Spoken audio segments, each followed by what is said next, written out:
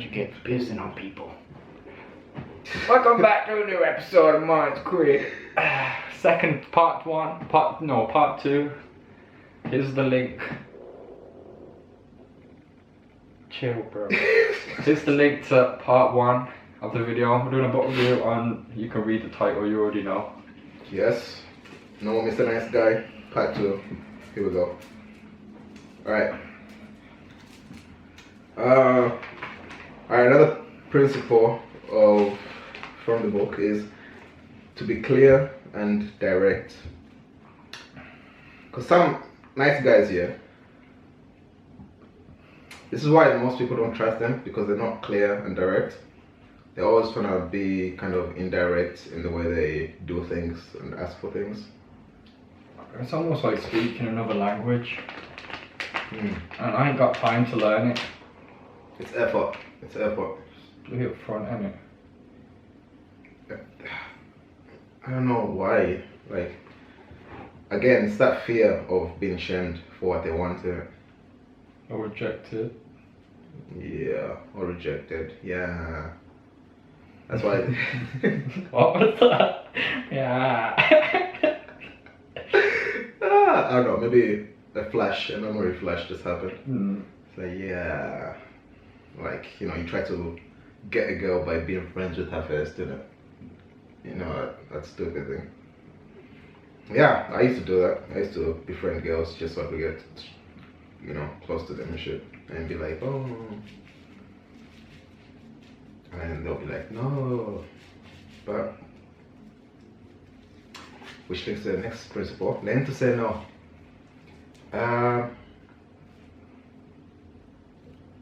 I don't know if you, like, well, I've definitely met a nice guy before. And they have a problem saying no. Like, they feel like they have to do everyone a favor. It's kind of frustrating, isn't it? Yeah. You feel the frustration for yourself and because then they also turn into a yes man. So it's like, should I go check this girl or nah?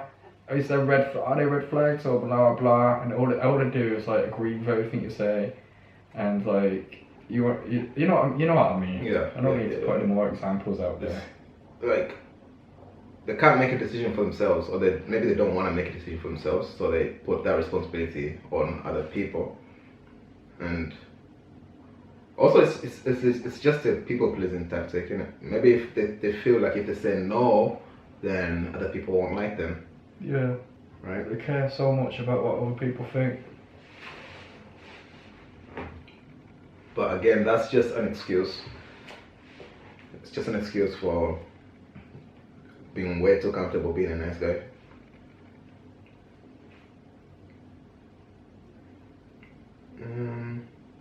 So yeah, it's really important to write little goals, little things that are going to challenge yourself to do this, no matter how big or small.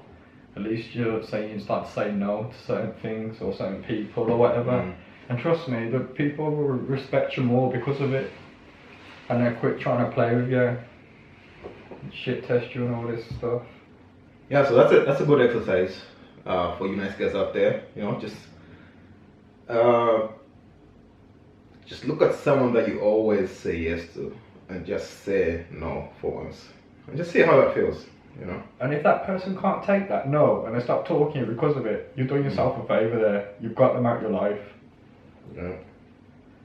Because again, like, the nice guy is like is an easy target for all these psychopaths and narcissistic people. You're like the perfect pair for them, man. Proper. Speaking of other people, you should let other people help you as well. That's another bad thing about the nice guys. Like, all they know is how to give and not how to receive. Yeah, they must feel ashamed to receive. Like they didn't deserve whatever they're being given, innit? So it's like, yeah. it's a mad mindset. It's mad. Like, how can you feel bad about someone giving you something? Like, you should be able to give and receive. It's like people who can't take compliments. I don't understand them. It's like if someone gives me a compliment, I'm like, yo, thank you very much. That's Yeah, it says a lot about a person, how they react to compliments. Mm. But part of that, again, I think is insecurity. They don't see the thing within themselves. Yeah. So when they see someone else saying it, they almost feel like, whoa, what's the motive here? Like, why are you saying that and all this sort of stuff. Yes. So they don't really trust other people then. Next is be honest with yourself. It's probably... What comes to mind when you hear that? Be honest with yourself. I immediately think, well, that's hard to do. Like, because the easiest person to lie to is yourself. Yeah, real talk. Like and you believe it because obviously it's yourself, isn't it? But be honest with yourself it's a difficult one because you have to admit to yourself about, especially if like you're in a bad stage in life, you have to admit that you yourself put yourself there. Even if like say, I don't know, you started a company and then your partner betrayed you. Like that's still you. You should have seen that coming. It's a bit like, again, like it's just that thing about taking responsibility for your own life again, isn't it? So you have to be honest with yourself. Be honest with where you went wrong. Be honest with, like, it's the first step, isn't it? You have to acknowledge where you are and just be honest with yourself, because you can keep lying to yourself saying like, oh yeah, I can keep being a nice guy and you know, I won't be stepping on other people's toes and stuff. But again, like, I think I think nice guys here, no matter how nice they say they are, there's always part of them that thinks like they're pretending and it's not like an authentic expression of themselves. So I feel like if you're honest with yourself, again, you're gonna find that authentic expression inside you. And that's why, what's his name again, Robert, the author of this book, said like the book is for, it's what you said before, like for the nice guys becoming more of what they are instead of just being nice, you know? And that's where I feel like being honest with yourself is gonna lead you to.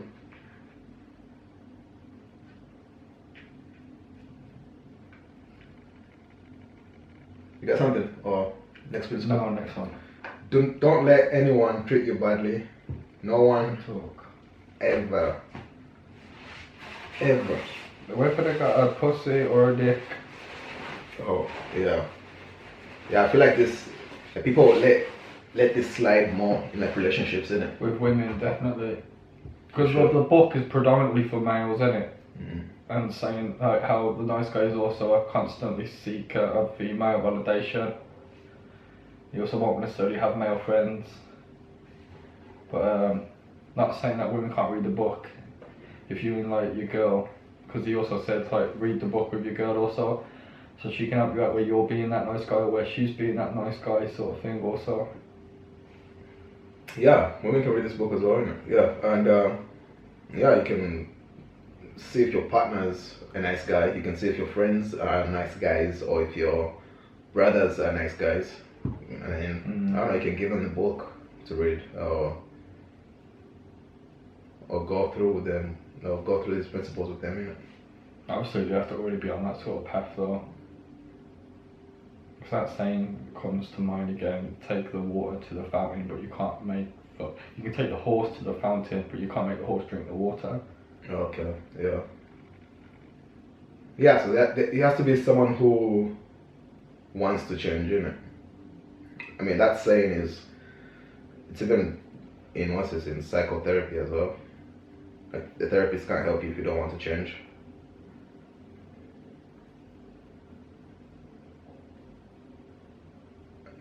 Next one is remove yourself from a bad situation instead of waiting for the situation to change. I think... Do you think in a way you are the situation itself? No, that doesn't make sense. I think you're creating the situation. Yeah. if we're gonna say like, oh yeah, the environment versus the person, I would say 60% of the time you're creating the situation. Yeah, I agree with that. So like removing yourself from a bad situation instead of waiting for the situation to change. Again, that's you stepping up in it. Changing something yourself instead of. But again, the bad situation could be a bad relationship. So that's another thing. Like, if it's a bad relationship, instead of waiting for like, oh yeah, like maybe you're thinking this is just a phase, or like eventually it's gonna come to a point where we're on the same page and all that. But again, things won't change unless you actually act upon it. This one, don't tolerate the intolerable. Don't tolerate the intolerable. I think you almost covered that with what you just said. Yeah, I don't know. Stop blaming. Victims never succeed. Yeah, I feel like we're living in the victim mentality age now. Yeah. Everyone's a victim. It's sad, really, because, like, come on.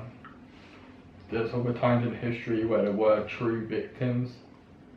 Real ass victims, man.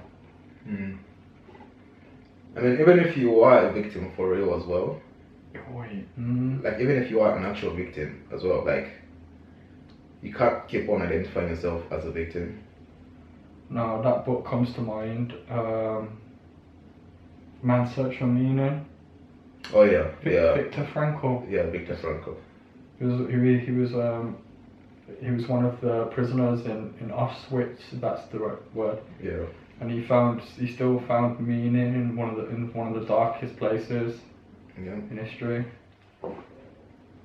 When like others, they couldn't deal with it. Like they still see themselves as the victim, or like they couldn't do anything about it, and just killed themselves by running into like the electric fences and that. Oh yeah, yeah. They lost hope, innit? What makes the difference? And why are some men and women different? Like, why? Why can some people just get out of that victim mentality and change for the better, and some people can't? That's the question I want. I want the answer to that one. Do you think it's to do with how people cope with stress? Like, yeah, of course, but I want to know why some people can cope a lot easier with it. Maybe not easier. Why some people can cope with it better than others? I think it's a mindset. Yeah. I think it's a growth and fixed mindset. So the victim. So everyone's a victim, yeah.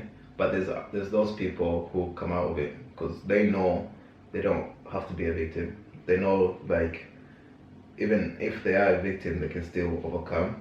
Like there's still kind of like almost like redemption type of thing in the future for them, so that they can transcend all this suffering.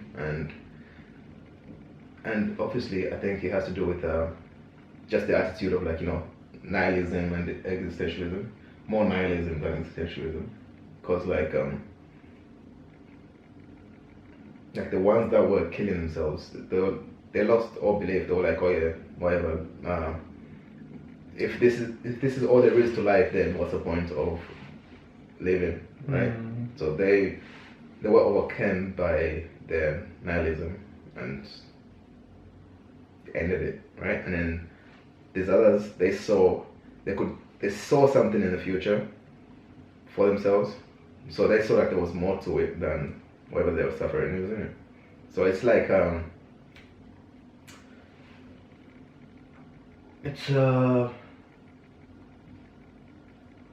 was gonna say something that either Jordan Peterson said or the Buddha. Something about life is suffering, and the way to overcome it is just to keep going, just to have the courage to keep going in. And that's all I said to that.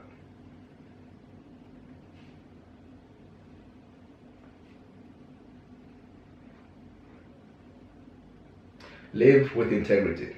Decide what feels right to you, then do it. What's integrity mean? Should Google it. Siri. Integrity, I reckon, it means to be true to yourself and true to your values. Integrity is the quality of being honest and having strong moral principles. Yeah. It's kind of being, instead of being whole and undivided. So that guy is a gentleman of complete integrity. See, that's difficult though, because you could be honest. What's it say? Honest. To being honest, to having your strong moral principles, but my strong moral principles is it could be nihilism, and me being honest to that is fulfilling what nihilism can lead to. So how do we find good so-called morals? Well, nihilism isn't a moral principle. Mm. It's losing belief in all beliefs. It's also And meaning. yes. It's like saying like there's no meaning to anything, to the universe and to life. So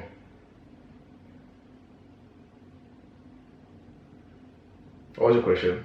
Like you can still be. Maybe not the moral part then, but being honest to the belief of that. I don't know what beliefs truly actually serve us for the better of our for the betterment of our future. Okay, so this is where I say you have to be pragmatic with things. Like if your beliefs don't serve you, like right now, like say for example, we sat down with the belief that we're not gonna fall, right? That we're not going to fall. Yeah, like we're not gonna fall because we know this chair can hold us. Yeah. So that's like a belief based on objective experience, or at least previous experience. So if we sat down and then the chair broke, we're gonna be careful the next time we sit down. And so I think. And we're not going to say all chairs are all the same. Yeah, we're not gonna say like all chairs break. All chairs are bastards. Couches, reclining chairs. Racist chairs. Chair is also like that. Oh, shit. But yeah, like, yo, I think you have to be pragmatic about your beliefs as well. So you can't just lose, because like again, nihilism is like losing belief in not just one belief, but in all beliefs, right? So it's like you have to find the beliefs that. So, does being pragmatic mean the word we said before? That we had to Google. Integrity. No, they're different things. So integrity it's a quality of being, and then pragmatism is kind of like it's a method. It's almost like a tool. Because like integrity is like it's a quality, isn't it? But pragmatism it's just like it's a way of doing things. It's like a way of life. It's just a method, isn't it? Does it make sense? How would you go about building a strong, pragmatic, tool belief then? Well, you'd have to be again. You have to be really honest about what works and what doesn't work. Yeah. You have to like really look at things like it's difficult because you have to separate your subjective experiences from the objective reality of things.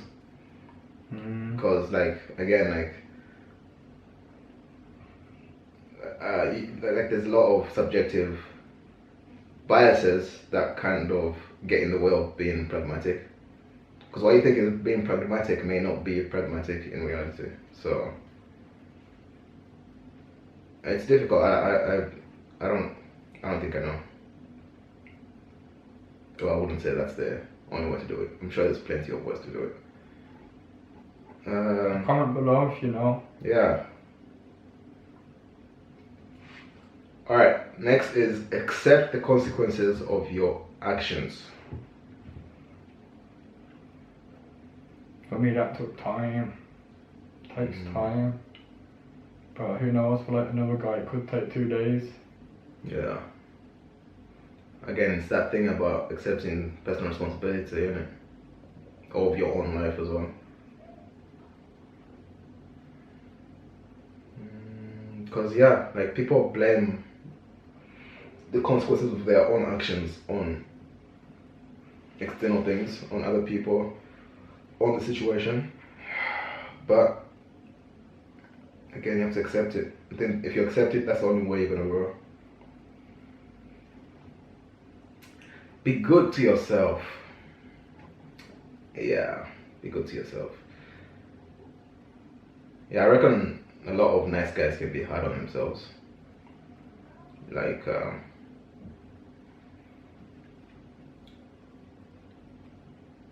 I think they put too much pressure on themselves to be nice as well, which is one thing that prevents them from kind of overcoming this niceness syndrome.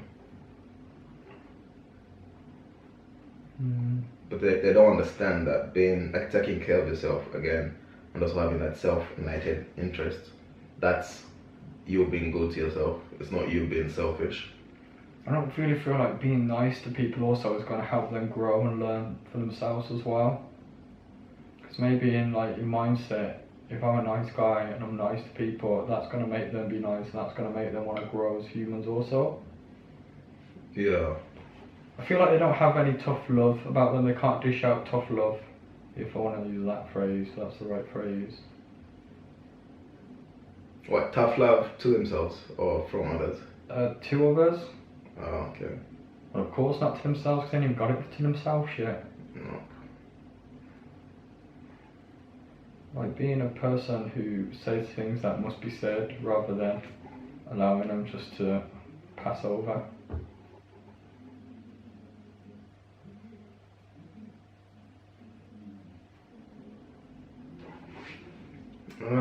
Next principle, abundance mindset. So you have to have an abundance mindset to get over this nice guy syndrome again. Yeah, like a lot of their behavior is because they think they don't have enough or something, Yeah. or they think if they don't get it, they're gonna lose out or something. I think that's one of the biggest things in life, to cultivate an abundance mindset. But like you got to keep working on it. You can be working on it for like 2 years straight and feel like you got it, but if you just drop it, it will drop like that. They're mental habits as well as physical habits. Yeah, a lot of it is mental, isn't it?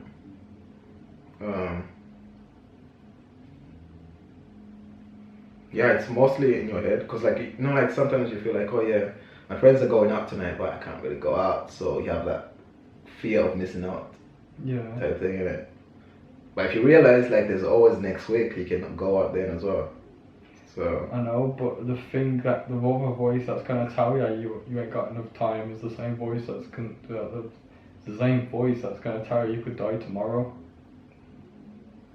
yeah, You never know.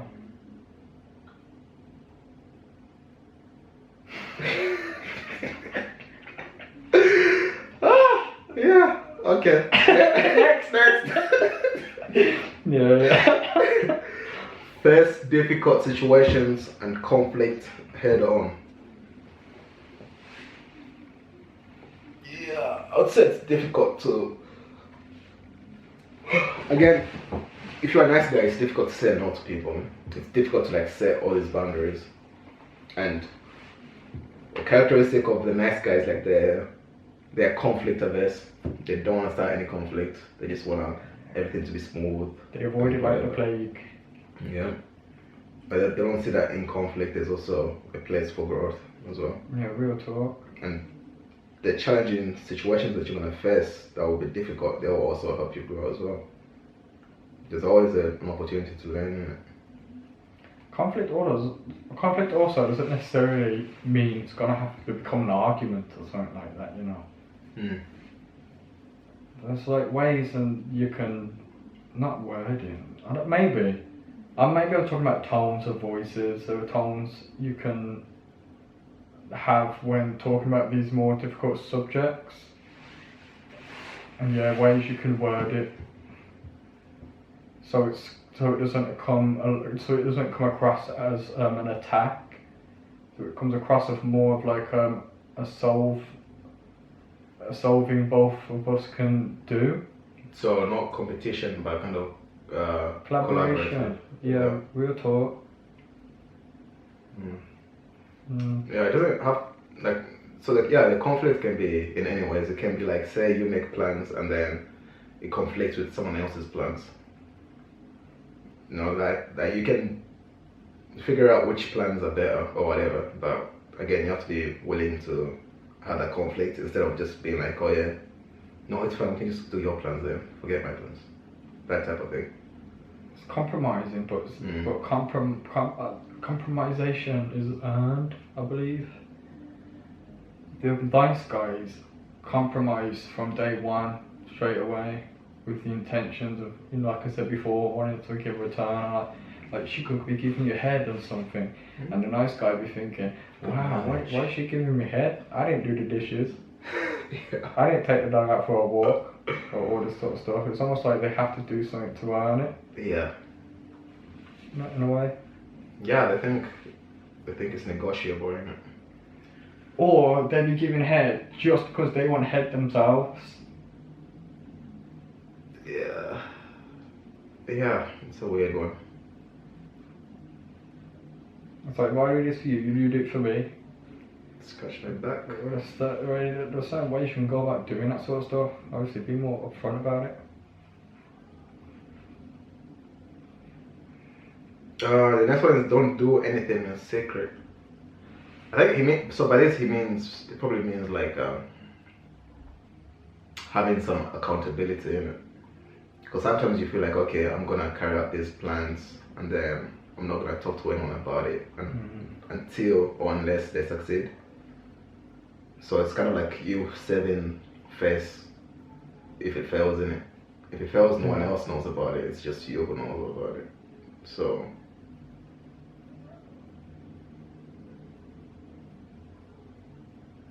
anything else? So do it now. That's the next principle. That's powerful still. Yeah. You'll feel a lot better, like, even if like you think I should work out, you just do like 10 push-ups, 5 push-ups, or just a little thing, and you've done it straight away. You feel a lot better about yourself and about how the day is going, because you're governing it, your mind and the day as it comes. You're seizing the moment. Yeah, it always feels bad when you procrastinate, man. I know, it sucks, innit? Yeah, like it feels good temporarily to procrastinate. It's a proper killer, man. But then, like, you realize, like, oh shit, I just wasted all this time when I could have already done this. Be willing to let go of what you have so you can get what you want. What is reminds me of this line in Fight Club, where he goes like, it's only after we've lost everything that we're free to do anything. Yeah, I like that. Yeah. So you have to be willing to let go of what you have, especially if it's gonna lead you to change in a good direction. Have fun. If you're not having fun, something is wrong. Yeah, real talk. Life is fun. Just enjoy it, man. You only get one. You have to make it fun. That's part of the motivation. You don't have to be all like really anal and sort of demanding and like really disciplined and all that kind of stuff. That kicks all the fun out of it. So it's really important to make it fun, especially when I'm drawing, man. If I'm drawing and I'm like, oh, I'm not liking the way this line's going, or what I'm putting in next, or something like that, I have to put myself in check and remember, you're just doing this for fun. Make sure you make fun out of it so you can create more goodness from it. Yeah, man. A lot of people out there take themselves way too seriously. Yeah, real talk. Way too seriously. Proper. Give yourself room to fail. There are no mistakes, only learning experiences. Which is why you should have fun during the process, innit? Just enjoy the process. Because you're still gonna learn from it, even if you are failing as well. Does that mean that was half an hour already? Yeah. Can you remember what you said? I think it was you. So what's failing? So to me, what's true failure is not failing at all.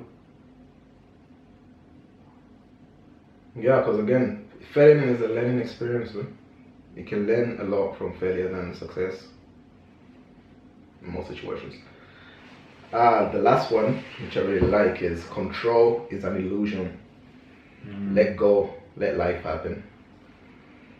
I like that, but part of me says no, don't go with the flow, create the flow. You know what I mean? Yeah. So I get it. So it's like this. It's like this. It's a river, innit?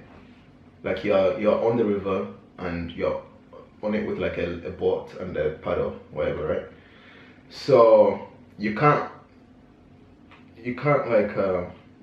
row backwards because the river's going forward, yeah. Good luck. So you know what I mean? Rolling backwards that's the illusionary part of it. So going forward, and then you can choose whether to go towards the waterfall or you can go towards another river that The goes rapids. on, right? Yeah. So control is an illusion. I think it's an illusion because it's impossible. You can't control everything. Can't even control our minds. No, don't think of a pink elephant. Ah. Exactly. You know what I mean?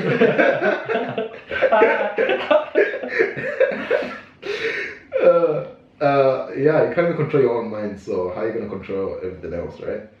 So I think there's some things that you can control. Like this is another thing I like about Stoicism. It says like, it's not about controlling things, it's about how you react to the things, right? So you pay attention to the things you can control and let the things that you can't control just be. Whatever happens, right? And I know everything will pass. yeah. Appreciate everything, expect nothing. So yep. Everything. Gratitude. Yes, just like this episode. Thanks for watching. Like, share, subscribe. And yeah, read the book, especially if you're a nice guy, or if you think you're a nice guy, or if you think you know a nice guy, or if you're surrounded by nice guys. Yeah. You know? Or listen to it if you're like me. And you're lazy to read, or dyslexic. That's probably like the actual reasoning.